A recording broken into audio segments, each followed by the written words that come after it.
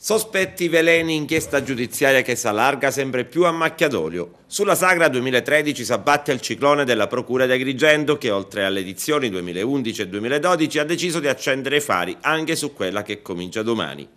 Appena ieri il blitz della Guardia di Finanza nel Dipartimento Cultura di Palazzo dei Giganti per acquisire importanti incartamenti relativi alle indagini sulla gestione della Fondazione Teatro Luigi Pirandello.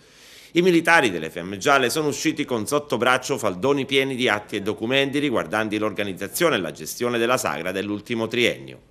Inchiesta che provoca le prime ripercussioni. Il segretario provinciale dell'Assostampa, Stelio Zaccaria, a seguito delle ultime vicende che ipotizzano irregolarità nella gestione delle ultime edizioni della Sagra, ha deciso di lasciare la presidenza della giuria del Festival Internazionale del Folklore.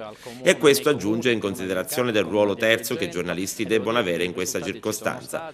Zaccaria rinuncia all'incarico e mette in dubbio anche l'assegnazione quest'anno del premio Re Capriata che da decenni l'Assostampa mette in palio.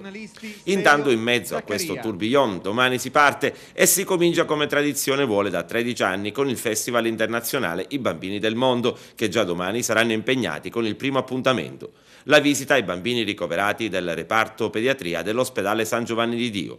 Sarà il gruppo Trinero Dance School dell'Indonesia a portare un sorriso, una carezza ed anche momenti di folklore ai bambini ricoverati in ospedale.